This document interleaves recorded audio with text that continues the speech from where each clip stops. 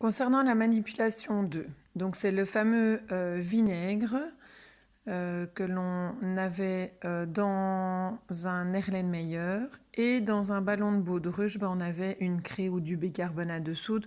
Moi, c'est l'expérience que je vous ai montrée dans mon évier avec le vinaigre et du bicarbonate de soude. En soi, il y a à peu près la même composition, donc une base de calcaire. Alors, on vous dit, on mesure la masse initiale à l'aide d'une balance et on la note et puis on analyse la masse finale. Attention que là, donc, on a bien les deux réactifs de départ, donc le vinaigre et le bicarbonate de soude ou la craie qui sont bien séparés.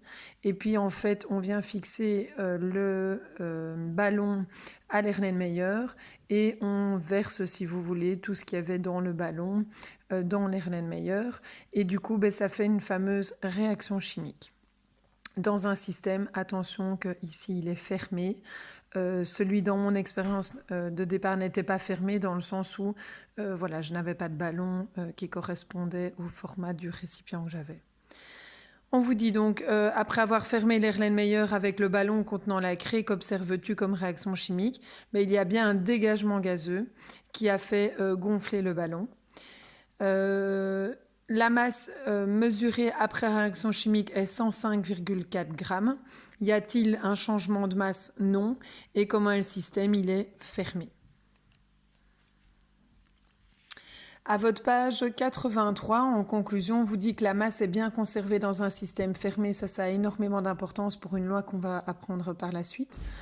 Lors d'une réaction donc chimique, il peut y avoir un dégagement gazeux, donc c'est bien le signe qu'il y a la formation d'une nouvelle substance. Donc lors d'une réaction chimique, il y a bien transformation chimique de la matière. Cette fameuse loi, c'est celle de Lavoisier, Antoine Lavoisier. Et cette loi, elle dit, au cours d'une réaction chimique se produisant dans un système fermé, donc comme on vient de le voir là au-dessus, la masse de l'ensemble des produits, donc ce qui a été formé, est égale à la masse de l'ensemble des réactifs, donc ce qu'on avait au départ. Ou alors, il dit aussi que rien ne se perd, rien ne se crée, tout se transforme. Ça, c'est très important parce qu'on va en avoir besoin de cette règle-là lors de la pondération d'équations ou lors de l'équilibration des pondérations.